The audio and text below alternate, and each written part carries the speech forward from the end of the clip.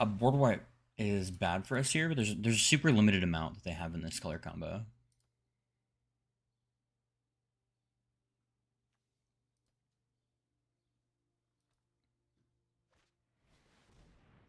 That is the one that he could hit. We'll just put them all in hand. Hey there, hi there, ho there, everybody. It is me, BPRadiant, back after a little bit of a sabbatical.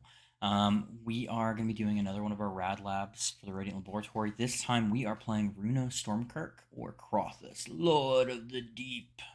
And this deck is, we nicknamed it already, the Deeps.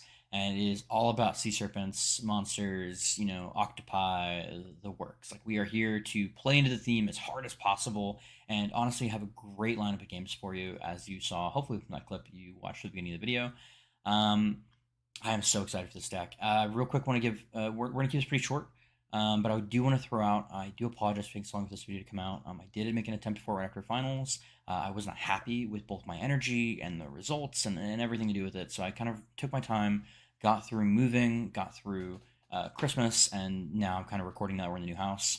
And, I really want to thank you guys for being patient with me. I have still had a lot of great channel views over the last month, even though I haven't done anything December. So I really just want to throw out this huge thank you to you guys.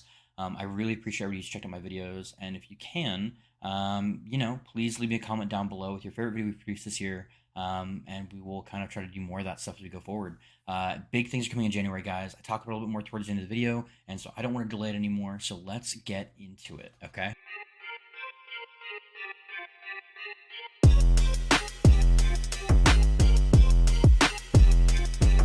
All right, so we are playing the Deeps, or Runo Stormkirk / Krothuss Lord of the Deep deck, and this is what was voted the most for on my previous video. Sorry it took so long to get out, guys. Just stuff happened. And so let's kind of go over the base idea of the deck. So we are trying to use loot effects to dump our sea monsters early in the game onto our graveyard, and then we use Runo Stormkirk to bring it from our graveyard back on top of our library to flip Runo into Krothuss Lord of the Deep. And then from there on, we try to generate value by swinging in with things. And it's really cool because, so for instance, if we do, the reason we are a sea monster kind of themed deck, and the Deeps, as we're calling it, if it's a Kraken, Leviathan, Octopus, Serpent, you create 2 of the tokens when attacking instead, and that synergizes really well with a couple of these. So we're going to kind of go break down to the deck. There are kind of 4 main sections to it. One, we have our loot effects. These are very important that we draw early on. Ideally, you keep a hand that has a loot effect and a big thing. We'll kind of go into them. 2, we have our the deep package, which can be our serpents and sea monsters and stuff. 3, we have our kind of control package. We don't have a ton, but we have some, and we tried to make it in a way that they would help us to generate our game plan to some degree. And I'll kind of talk about when we get there. And the 4th is our snow game plan. So snow works out really well in this color pair because this gives access to some really cool, things that work well with our tribe, as well as just giving us some really great card options for other things in the late game. So let's start off first with what we have in our loot effects. So we keep things like Benthic Biomancer, Tricourse, Pilfer, anything that lets us discard. Merfolk Looter, basically the big one. Pilfering Hawk is another one that gives kind of the snow package in with a loot effect. It's pretty nice. And we have other things like the Zov is going to give us Surfail, and the Zov can then become a copy as well. He's kind of like a I don't know. He's not quite as good with Runo since it's still legendary. You can't just clone him and then they die, but that's like ETB triggers, which is at least nice. So you try to keep some Surveil effects, things like that. Obsessive Titcher can also loot and then also bring something back from our graveyard as well if Runo can't. It gives us kind of this idea. Originally, we went a little further into the reanimation with the looting stuff with this, so it wouldn't just be Runo doing the whole thing. But we found that was way too gimmicky. That we ended up with having reanimation, no looting, or we'd have those 2 but no sea monsters, and it just became a whole thing. And so we ended up kind of paring it down a little bit more to throw in some more sea monsters as we could, and more ramp so we could actually hard cast them when we get to it. A few of the more interesting things I like here is we have the compulsive effects, or the thirst effects, I think what they're probably more likely called, where you can you draw 3 and then you discard 2 unless you discard a card. Most of the time we're drawing 3, discarding 2. Sometimes we'll discard a land if we're really high in land. Sometimes we'll have an extra enchantment, but very rarely are we discarding one of our good artifacts or one of the rare enchantments in the deck. I think we have 2 of them: Shark Typhoon and Merrily Just Slumber. And I just don't see us generally ever discarding those. maybe you're actually the main reason I put Thirst of Meaning for the enchantment card is it can actually help you if you get rid of Serpent of Yawning Deaths as an enchantment. So it's kind of like one of those things where it's like, oh, in a really niche scenario, it's great. But the idea here is we're dumping one of these early 6+ costs in, say turn 2, turn 3. Then we're playing Runo Stormkirk turn 3, turn 4, and we're getting our stuff out. We have pretty decent ramp. We're trying to keep things that kind of like give us multiple things. So Replicating Ring gives us our snow synergy and can give us a lot of mana if it sticks around. Chromatic Lantern can give us access to any colors we need, which can be really great, especially considering we're running a lot of basics in this list to try to create more snowman opportunities. Both Key to the Archive and Skyclave Relic are we're generally trying to cast on post more than 1 mana. So like rating this for 2, and if we want to, we're trying to kick this if we can to get like massive mana from it. And these will generally help us to kind of get up very fast. As for our sea monsters, some of the best ones we have good ETBs. And so what that's going to mean is things like this Mesmering Benthid. Every time it's going to attack, but then it's going to trigger with Runo, and it's going to give us 4 more 0/2 illusions that can block and keep things tapped down. So even if this one dies, you've got more that are going to be these great ETB triggers on there as well. Things like Serpent of Yawning Deaths become incredibly amazing because it's 18. It basically becomes 18 power plus Runo's 3, so it becomes 21 power that's unblockable for the most part by very few decks that can actually do anything about it. 2 of my favorite effects, to be honest, are Junkwinder. This card is really nutty. I know you can't really see the text here. What it does is it has affinity for tokens. So if you're already kind of going off, it goes off harder. And then whenever a token is routed for control, tap target non-land permanent opponent controls. It is not untapped during its untap step. What happens here with this is that ideally you play Junkwinder, you swing Junkwinder with Runo Stormkirk, and you get 2 tokens of Junkwinder in the battlefield. This then triggers all Junkwinders 2 times. So you get 6 tap down effects before blockers are even assigned. And this is just so cool for like getting you ahead on board state and getting through kind of like locked things and just like being able to like really punish your opponent. I love this card. It's been really fun. I've gotten to play it in some like draft events and stuff sometimes, and it's been really satisfying to play, especially in a deck that's not really designed to run making tokens and just incidentally does it with my Serpent Tribal. The other card that becomes just incredible with this card is going to be Kiorabas Sea God. So first you create an 8/8 token that's hexproof. Already really good. Kiorabas Sea God is just a really good card. But say you have Runo flipped already. On that Saga turn 2, when you tap all your opponent's non-land permanents, and you then swing with Runo and the Kraken, if your opponent does not have a way to remove any of those 3 before you do that, that is 27 damage right there. That is just a win from full health. 27 damage hexproof is really good, and the tapping down of your opponent's permanence is really great because it means that they can hold up interaction, but like it gets through all blockers. And then we do of course have some other things too, like Gigan and Lockmire can pull in work if you can do other effects for them. A couple of the ones I've been disappointed with, Slim Voda is just in here because it's one of my buddy's favorite cards. You've seen Chris on the channel. He really loves Slim Voda, so we're trying to make it work. And it's another 6-drop cost Serpent. I don't think I've ever got a chance to cast it kicked, but theoretically, it's an 8/8 that has a Whelming Wave tied onto it. As for snow, what we generate from there, we get Blood on the Snow, which can bring back any of our cheap creatures, can bring back our Runo, can also bring back some of our 6-cost serpents, which we do have a good amount of them. Unfortunately, Massacre Worm is a worm, not a serpent, but it's still just good enough that we wanted to keep it in here. And it itself does also flip Runo, since he only requires a mana value 6 or higher. We get Icebreaker Kraken, which can be really cool with Runo, just to keep your opponent's stuff kind of tapped down, their blockers and everything they have. And itself has some kind of built-in protection, and it just gets cheaper while still hovering over that 6+. It can sometimes cost us like 5 or 4 to kind of come in. Pilfering Hawk, again, we talked about, gives a really good loot effect. And of course, one of my favorite cards, Merit Lage's Slumber. I love being able to play it in this deck because it fits the theme really of like this terror of the deeps kind of rising up. Scry effects are really good for us, since we can then kind of make it the top of our library for our draws. As well as getting a 2020 Black Avatar creature flying indestructible is pretty cool payoff if you can make it work.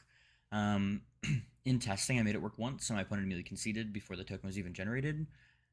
Rip. And then Graven Lore being another thing here too, is a really deep draw. Like we're getting a chance to draw 3 after a Scry 4 or 5. Between 3 to 5. and that just is really good at instant speed. Either way, the deck has worked out really well so far. One of the last things I kind of want to talk about is some of our control package. So what we're doing is trying to make everything work double duty. Things like Elspeth Napier are going to let us effectively control 2 cards for the price of 1. We're trying to get all this kind of value since we're basically taking some like weird tempo turns where we're gonna like play a card that's like pretty mediocre, but it's gonna let us discard a Serpent. Or we're playing Runo as a 1/4 for 3 mana. He doesn't really affect the board that much, and it becomes something that we really want to work on. So we need to have ways like Thoughtseize, Inquisition of Kozilek that can tear apart our opponent's hand, along with our Elspeth Nightmare. And then we want to have things like Bone Shards, which can actually discard our creatures in our hand that we want to put in there for Runo to bring back anyways in the early turns, while giving us the chance to control the board. So this card is just incredibly strong with the deck. You're most time going to discard a creature because you're going to try to get it back. And from Grasping, one of the best 2-drops in the game for removal, we want to make sure we're keeping that kind of like tempo play. We want to make sure that our removal is like as small as possible. And then Wash Away, of course, being something that can just really mess with a lot of decks that really need their commander to like activate, while being a cancel at worst. A few of the tech cards that I don't really know synergize super well, but are very fun. Assemble from Parts has been something really neat because you can cast at the end of like you have a lot of ways to discard pretty decent stuff with ETBs. Getting a 4/4 Junkwiner that can tap down immediately, or a Hullbreaker Horror immediately, or even like you could have like a 4/4 Gigan that can start triggering in, and it's pretty cool, or a Mask when you need it. Like this card just can really pull in a lot of work, especially considering you can cast at the end of your opponent's turn and they don't really see it coming until then. I've really enjoyed it. The few games I've gotten a chance to play with this in have been really entertaining. The big one I got is I got a Junkwinder in on a turn they weren't expecting me to have that. So the next turn, when I had Runo attack and make a trigger token, I got Junkwinder triggers, and it was just a very fun interaction. Also, on that same note, Tireless Angler is one of the new cards from Alchemy that just really fit our theme. Had to put him in. I mean, he's the fisherman of the deep. We don't have a lot of those in the deck. Vizier of Many Faces has been really strong. Because it can copy your opponent's stuff, and then you can then create copies of that with Runo. It means that sometimes, at least when I was testing it when like certain cards would come down that may have been banned, a la Agent of Treachery, I could then copy Agent of Treachery, steal something, and then copy it again when I attack and try to steal more stuff. It just became very interesting to see. And the card has Embalm too, so if we end up having to discard it for some reason, we're not too worried, which is why I think a lot of the Embalm cards are pretty decent in the deck. Teferi, Master of Time is a great way because he also loots while giving us protection, and he can really become this big threat our opponent wants to try to deal with, and we can keep things like our 1/4 and stuff back to kind of protect him and make our opponent have weird attacks and pick off creatures that way. The deck has performed pretty well for me so far. I'm a little over on what I normally would talk about it, but I'm trying to really make it up to you guys since I've it's taken a while to put it together. I've done a lot of testing on it. The deck has performed really well. I think the Field of the Dead banning has been just instrumental for this deck to be able to pop off, because a lot of the decks that have performed poorly against were Field of the Dead type decks that could just ramp out and have like infinite blockers after a while. And they're, even though I did run Field of the Dead in the original version of this deck, I think it also became stronger when I was able to cut that and cut a few more of the other lands to put more snow lands in to get the synergies that way. But I'm very happy with the deck turned out.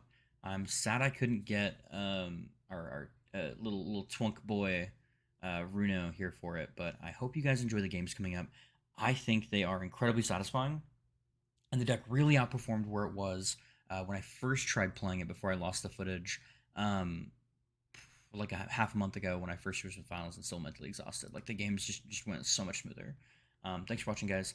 And before we go, I just want to throw out a huge thank you for watching this video. We're gonna get into the games real quick. I just want to let you know so that I'm still here. I'm still producing content. I'm gonna keep trying to do good stuff like this. I just don't have to take a break because just we're finals, and then I had to move, and then Christmas, and then it's New Year's, and a lot of stuff came out at once. As you can see, I'm in a whole different area now. We have moved. I have my own office space. It's not fully done being set up yet. I will do a kind of like an update video when I have everything more ready to go and show off. But I do appreciate your patience with me, guys, and I really hope you enjoy these games. And as always, this time of year is really rough for some people, and I hope you guys, if you need anything, I hope that I can bring like some kind of like happiness to the season and add to it, because I think it's really important and really special time of year. So thanks, guys, and let's get down to it. Let's move to the combat step. Game number 1 against Tergrid. Kind of a bad hand for that. But if we can dump this Nightmare very quickly, this could be pretty good. We want a Lazav or Merit Lage here, I think. Ooh, okay, so we get rid of here.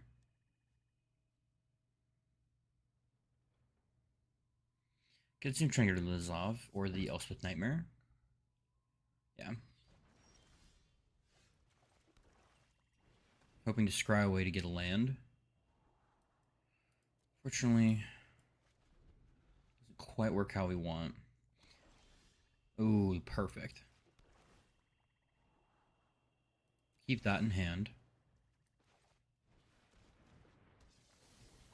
We'll be able to draw 2 discard here, which is going to look pretty good.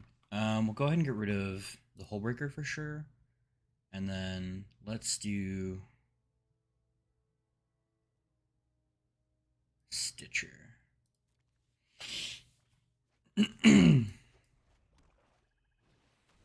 And also Nightmare's really bad for us. Oh no. Okay. So we have to pivot slightly. Super over being the bottom again. Unfortunately, we don't get to proc here, but we will at least get to pull this back on top.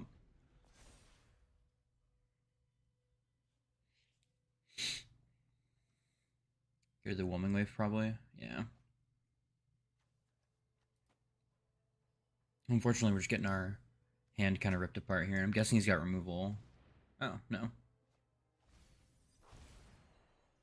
That is the perfect card against us. Oof. Oof, oof, oof. We'll go this route, I guess. And then we'll discard a land.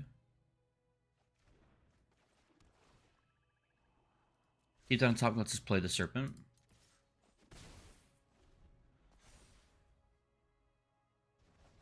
Unfortunately, our opponent has like just obliterated everything we wanted to do. Like 1, 2, 3, 4, 5. Yeah, they managed to 5-card berate us down here. Good news, we're on 7 with the Merit Lage of Slumber, which is kind of nice. We're really okay with that getting the hit right now.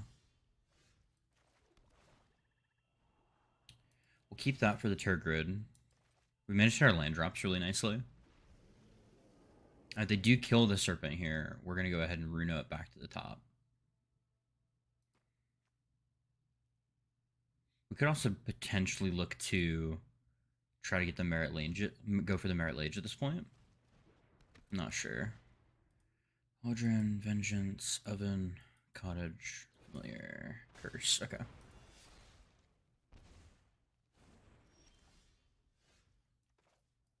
Nice. We'll trigger this back on top. Because this way he has to be careful because he knows that we're going to be able to like fight him down. This does give him the mana for Tergrid next turn. But that's okay. Do I...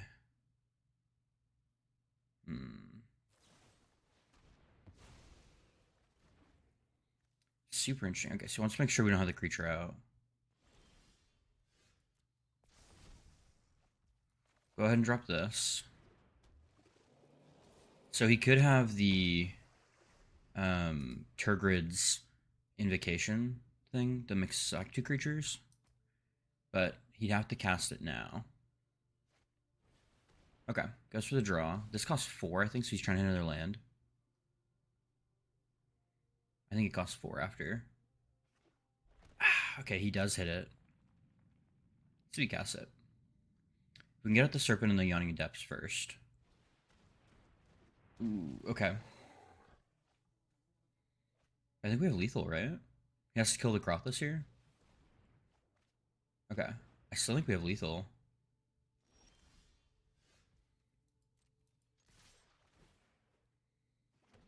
Yeah. Doesn't matter.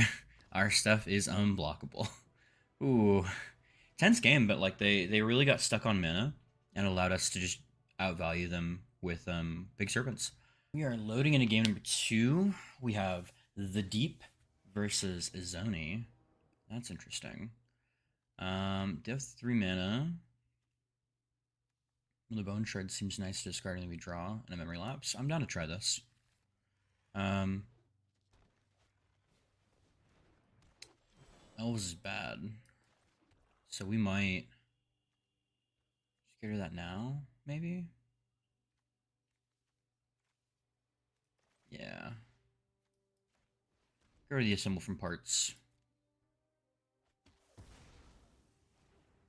I wanted to get the token copy and show off Assemble the Parts, but I think just keeping him...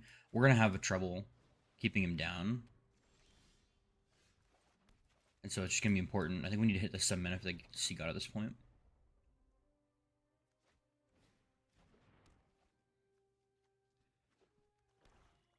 Oh, other permanents. They controlled 0. Got it. Okay, so our opponent slowed down a little bit. We'll go ahead and keep the Benthic Biomancer here. Could potentially myself Stormkirking somewhere here, but I think I'd rather draw. Keep the Biomancer Adapt or the Memory Lapse up.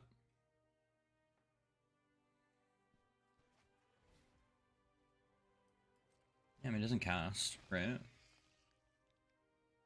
Cast. Oh, it is cast. Ooh, that's fine. He still got his drawn it. I'd rather do on something he can't just cast them. Cool with that mill, because it's not doing much for us.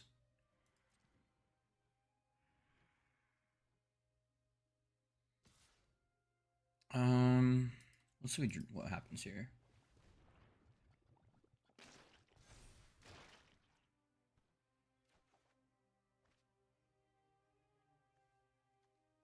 This is actually a really hard choice. I think we need to keep Tef.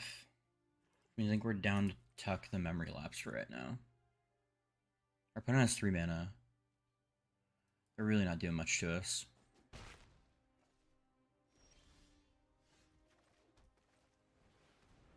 We can do what we can to build up to Fairy here.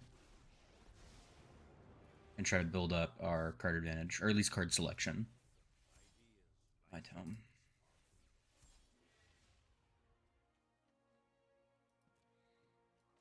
We're 1 away from him to Kiora, and that'll be really tough, I think, for him to answer.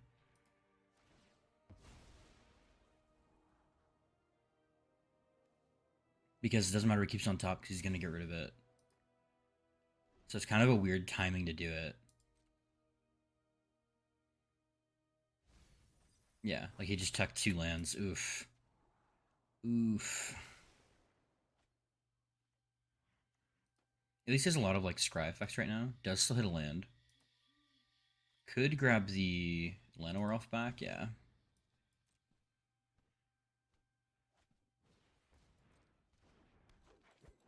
So now we could potentially get the Woe Shredder out if he decides to go all out of the Tef. Let's plus here and see where we're at. Down to tuck that. We'll take the 2. I want to keep Tef from dying, which is like more important right now. And this is just giving us great card selection. Put that to the bottom for now.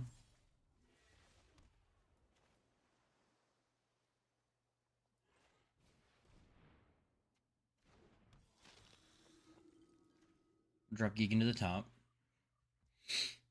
And now we have a decent blocker for the Woe Shredder. We can look to trade for the Mire Triton, I believe. Oh my god, we're so happy he's milling these lands. Oh my god. He's milled 5 lands. That's just brutal. You don't want him to get it. I mean, his Zoni's not super strong because it just has 1 right now. But... okay, he will be able to get to his lands now. But we do have Kiora or Gigan for this turn. This time we will trade the Benthic Biomancer.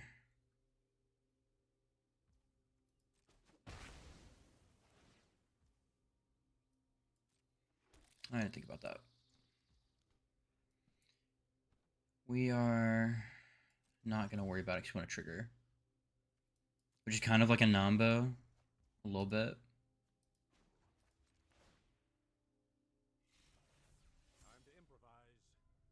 Yeah, tuck him for now.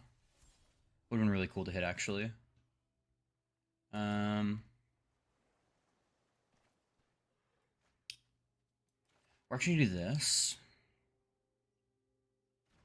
I thought we were doing the 6 and then getting the copy of Ornithopter. But I think this is what I want to do. I want to be able to gain control of this stuff. Like getting the Phyrexian Reclamation would be great, or the In Search of Greatness would be pretty neat.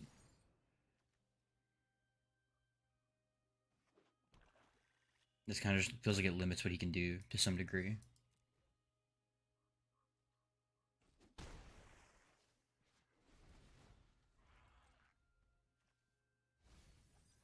Okay, that's hit the Moldiah, which is not great, but he does get rid of a Regrowth, which is just really good. I'll scry again. We have the minus potentially, or another plus just to discard. I don't really know what I want to discard here, but depending on what he has here, we have lethal because we'll double trigger on 2 more 8/8s with the tap bound effect. It's kind of what we're like banking on. Okay, so it looks like we win. He didn't have a removal for the Krothuss, which is like what we were hoping for, what we were thinking he might have.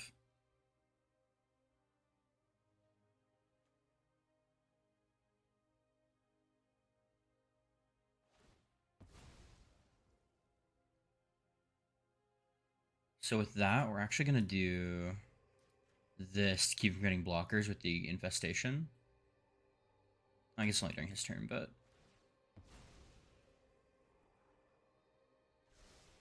we want to kind of like make his decisions a lot harder here. I think we're okay at this point.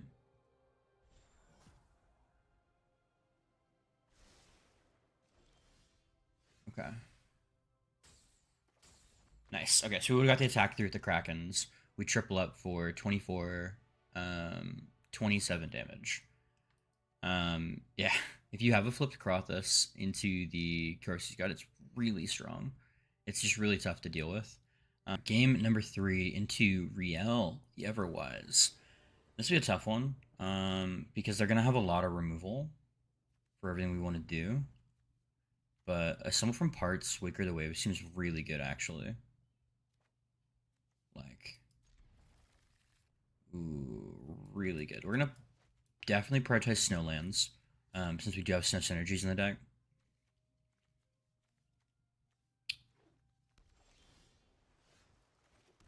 Hit them with that hello. We're going second, so we are going to be a little behind tempo-wise.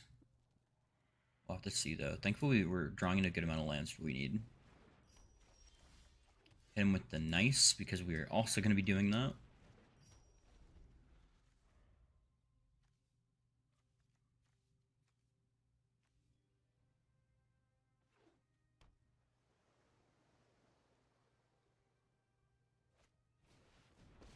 Ral is an interesting pickup here. The copy could be really bad for us. So we need to determine what we need to do with our turn here. I want to do this, all potentially instant speed. I don't know. So we could do land, ring. Okay. We'll Waker of Waves, his end step. No, we can assemble from parts Runo, and we'll have a pretty established board at that point.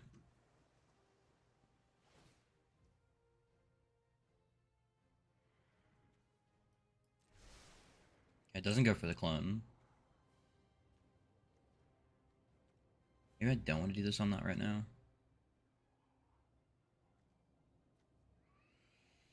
I don't know. Let's see what the Wicker Waves trigger gets us. He has 4 cards in hand. It could be really good.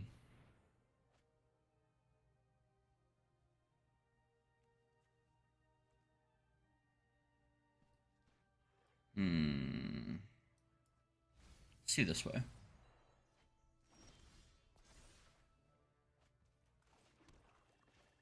So we could have 3. Let's see this way. We walk into some counter spells, but I'm not seeing it, so we want to get into the card draw instead.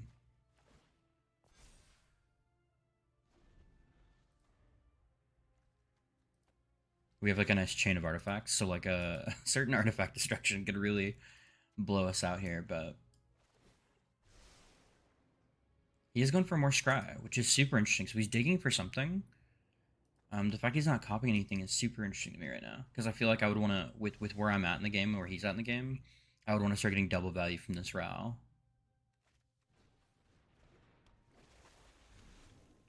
Interesting. So I'll get the card draw now.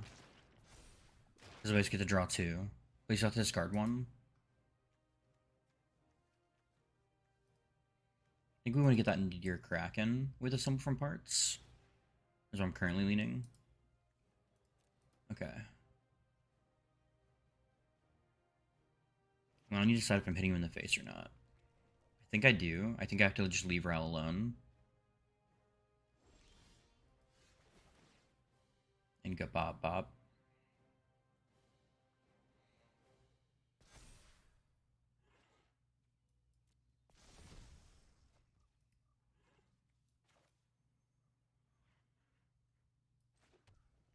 So let's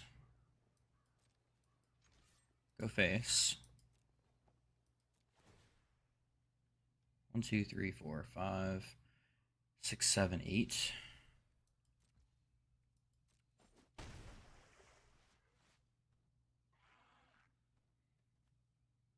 So I could do, let's draw. So he has a counter spell. We do know that.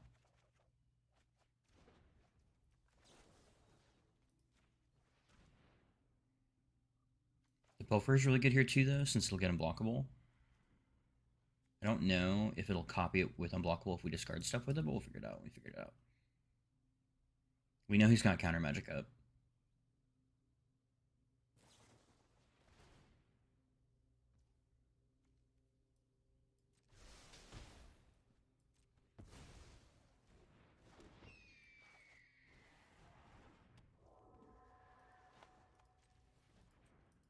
We'll go ahead and activate. Give ourselves some options to work with. And then could see myself Whelmer, Waker of Wavesing again. Not sure. But getting Ghost Pilfer is really just good at this point. Getting some more blockables. Or I could even copy the bird, to be honest. Still more scrying. So maybe he's playing for a combo. Depending on how much he draws this turn, I've got to be a little worried.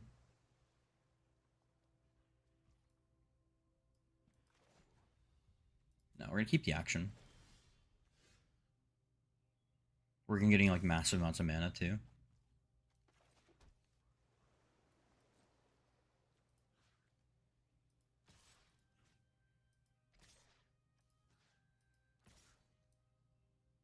Okay, so we need to go to full control. Attack. Stack. Submit.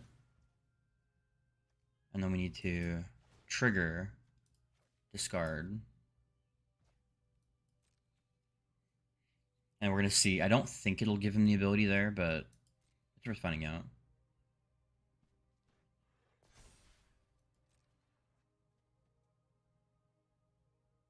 We'll go here. It can be blocked. Okay. Whoops. Oh well. Worth figuring that out.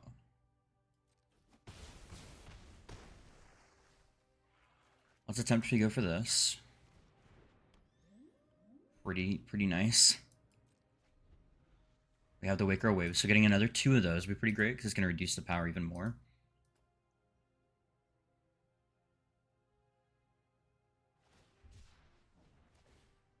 we have to draw 2 here, but that at least does trigger his real for the turn. So it's not like a huge draw.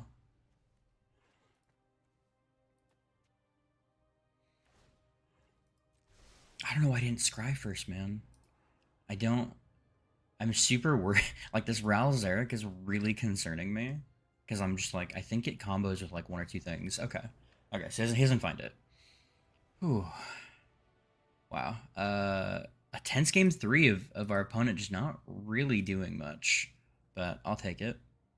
Going into game number 4 into Omnath Locus of Rage, I think. Very interesting to kind of see how this one goes. This might be the control shell. I want to mulligan this, but 4 lands and an interaction. We're gonna try it. Just kind of see. Locus of the Royal. Sorry, Locus Rage is the green-red one. I think Creation is the 4-drop one. Let's just start here. Thinking Bone Sharding away one of these 2 pretty early on could be really good. So hoping you might have something, but we'll have to just kind of wait and see.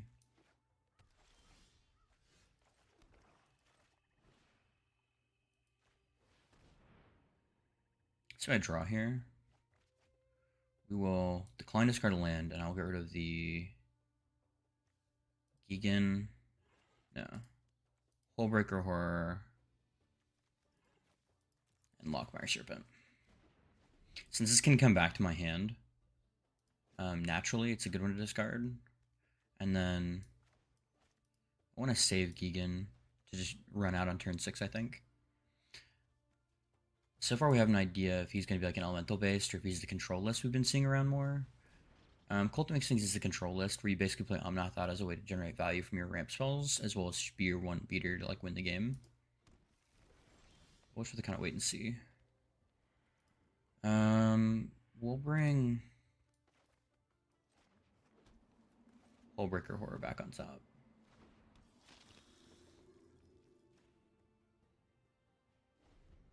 This would be a pretty big flip. They don't have a ton of ways to deal with it once I think it has 5 toughness. Outside of just bouncing it, which will be like a little frustrating. But I think our deck can deal with it outside of that. We do always have like Blood on the Snow. So we can first start here. We're gonna discard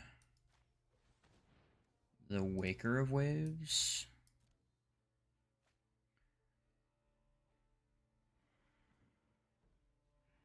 He could Pact here, is like his only real out.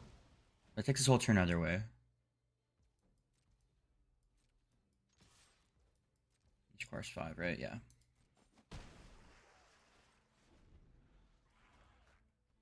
And this way we make his Omnath harder to deal with, without dealing too much for that. So maybe it's not the control list. Okay, so it actually might be elemental based. That'd be interesting. So we'll play our land. At least maybe discarding lands if we didn't. Good. Could again pact this. The fact he's got interaction some kind means he has something for free.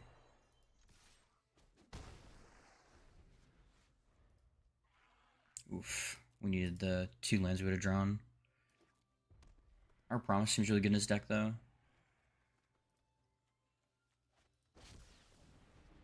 Almost pretty good. That's a good card to have.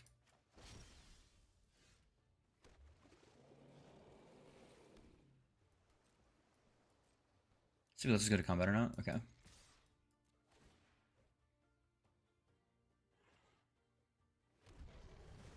We'll keep this one.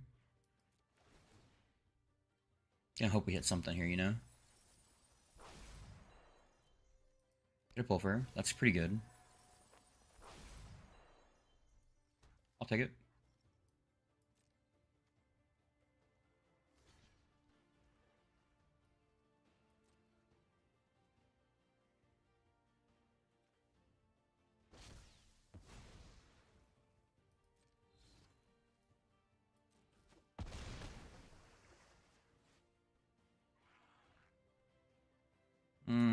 How do I want to do this? I could flash in the horror. I think that's what I want to do. Because that's the only way to bounce the coma, to be honest.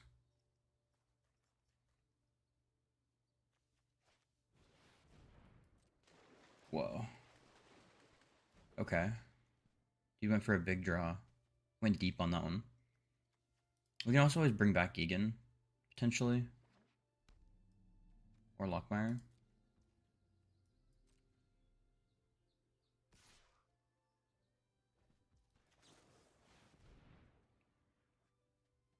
We have like an uncounterable Hullbreaker Horror.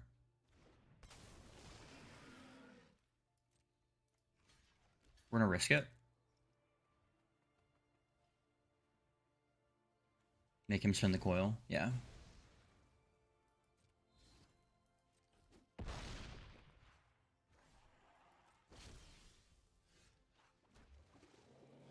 So we can now... Yeah, we're gonna immediately hit this. We let top swing down, but that's fine.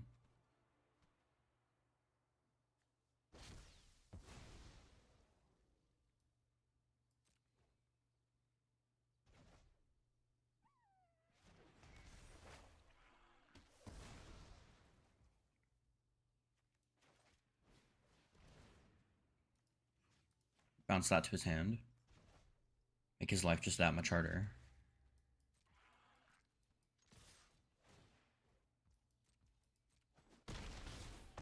A board wipe is bad for us here, but there's a super limited amount that they have in this color combo.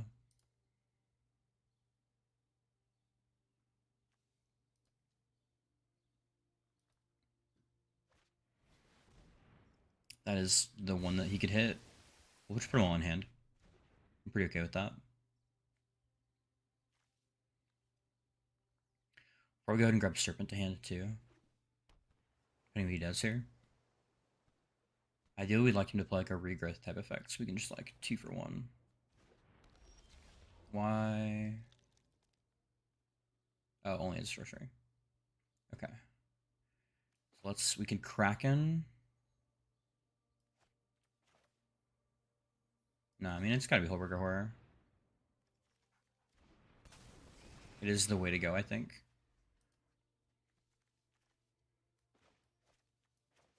I thought about Nightmaring the Realm Walker, but it lets him get the tempo play of getting the coma out first. I think we need to have the Hullbreaker Horror to be able to trigger to bounce it. It's like our main answer to it at this point.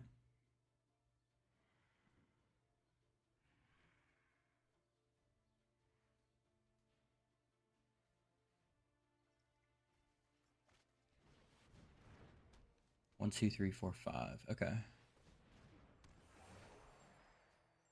Yep, he will get to draw quite a bit.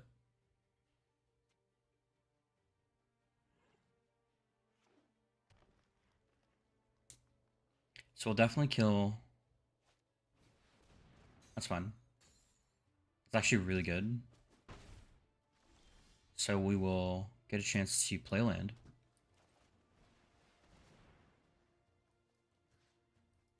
Bounce that.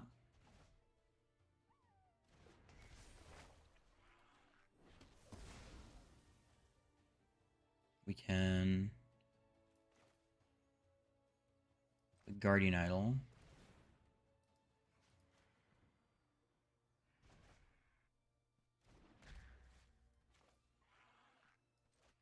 Runo as well.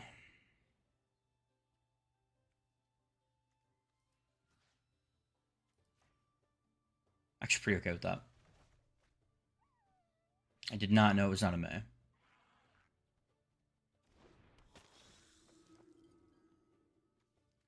Let's get you back on top, I think.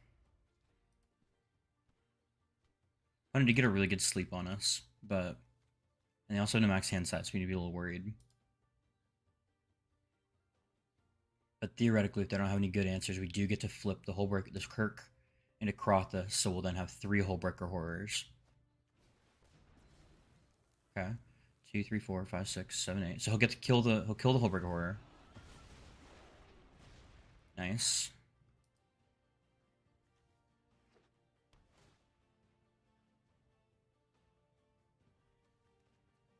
We'll get him down to 1. They have an indestructible, do they? They have indestructible. Okay, and they have reach. Ah. The important thing, they have reach. It's actually kind of bad. We'll take that. I think this is the play.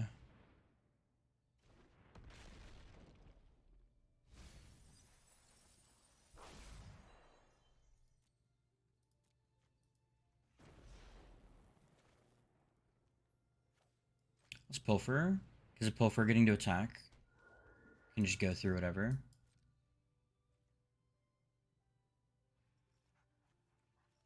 Ah, that reach is crazy. Do I have any elementals? It's elemental my graveyard, right?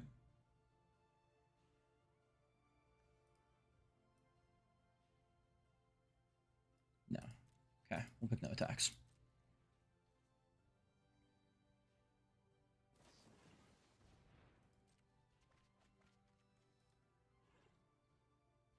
That's actually really good for our opponent. It allowed him to, we just haven't been drawing any instant speed stuff. Next turn, I think we'll maybe look for the Lockmire, potentially. Just create more and more stuff he has to keep tapped down.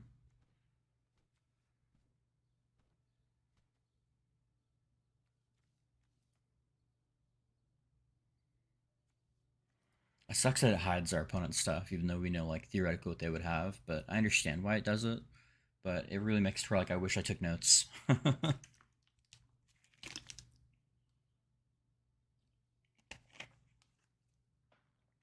opponent actually has a lot of mana available. Okay. Getting flying is good. We'll get the draw at least.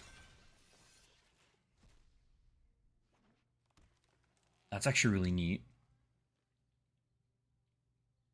But I definitely think the wrong call. He needs to have a way to kill the Ghostly Pilfer or Krothuss, I think, here. Also, shocking himself is so... Okay. So I think that was the bad play. Maybe he's looking for his Omniscience or something.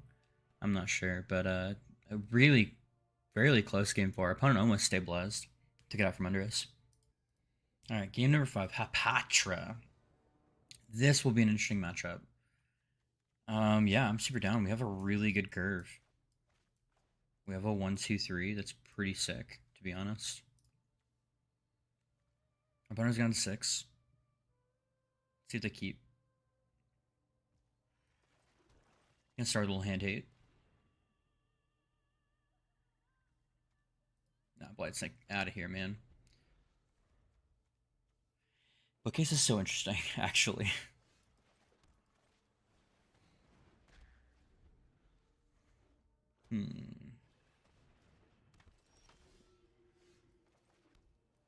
End up gotta be a little scared of what we have there, but we will be able to relic and, you know, kick it, so it's pretty nice.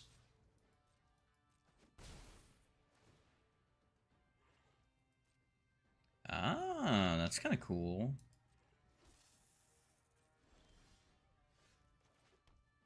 We have 6, so we're just gonna kick. It'll give us the most mana. And then I guess 1, 4, 5, 6, 7, 8, 9. Icebreaker Kraken. Dope.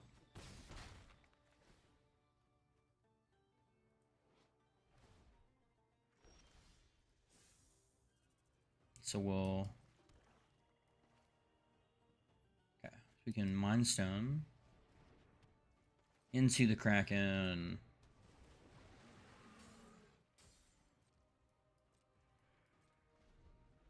We know he has a removal with the Chupacabra, which is like A-okay. We have Stormkirk to get back on top. So it's kind of like an interesting dilemma, I feel, for him. We're kind of begging him, like, hey, use the Chups. Or we're going to start hitting you for an 8-8.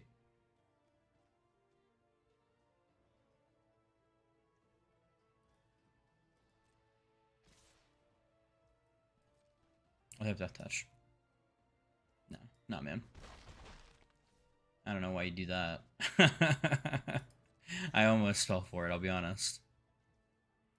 Okay.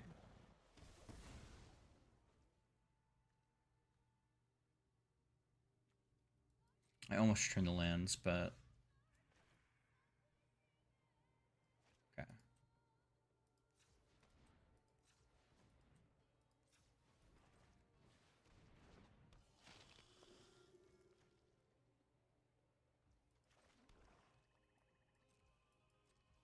Maybe I should have drawn first. I don't know. We'll see. Could see myself Guardian Idling to block the Hepatra, maybe.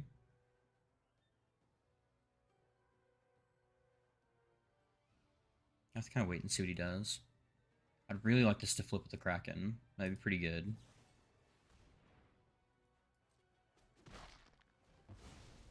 Okay.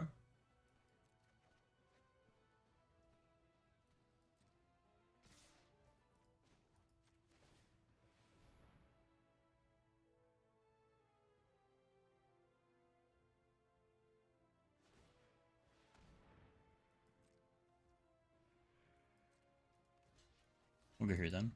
Get the cheaps out of the way. Really kind of just lower his damage output at this point.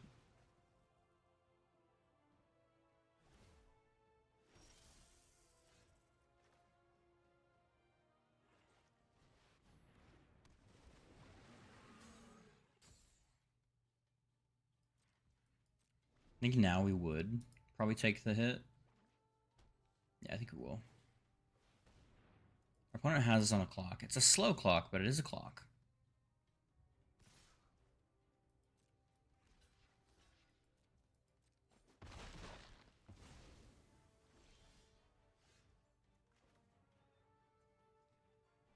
Oh my god.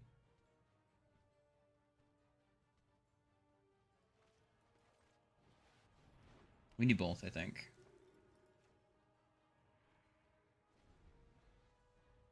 I have to wait until I can flip it. And then I'll be able to. 2, 3, 4, 5. Okay. It'll be close. It's going to be a really close one. I may have to try to block a Patra. No, Death Touch, right? Yeah. Ooh.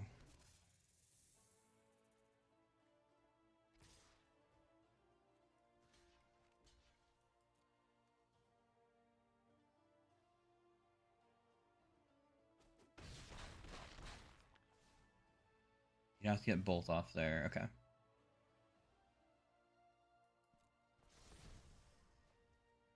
So now we have...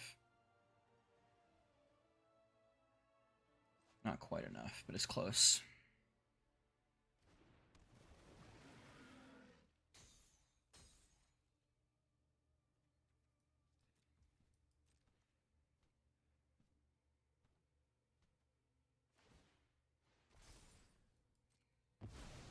Cool, dude. About it. Oh. He got me. Well, let him play it out. That was pretty sick, actually. He just got a really good aggro hand. Maybe we should have gone for this. I don't know. It's really tough to say.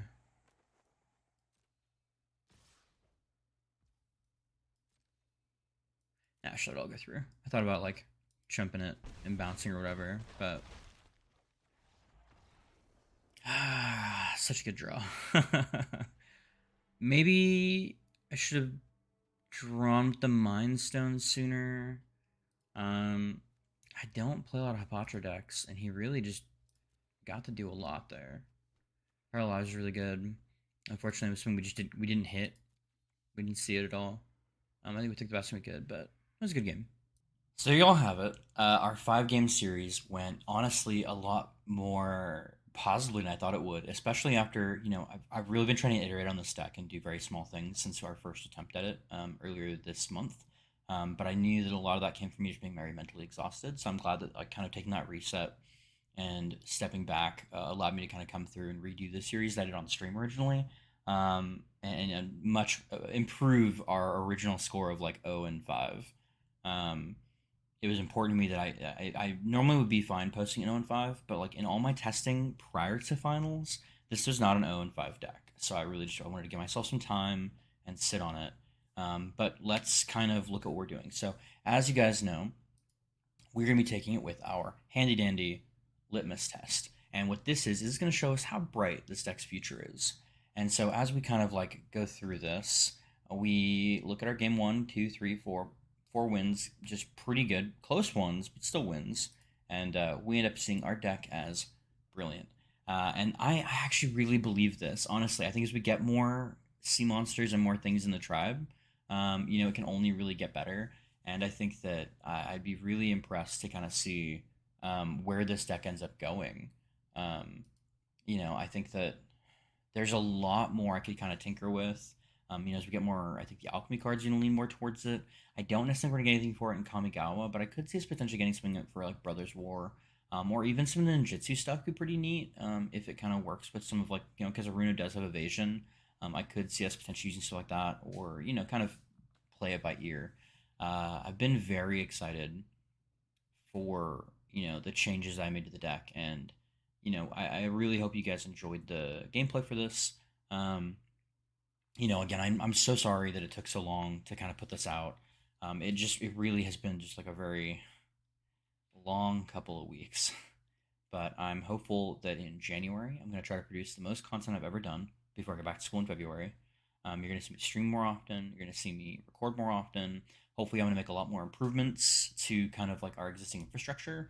As you can see, I have an office now, and this will get some improvements to it as well.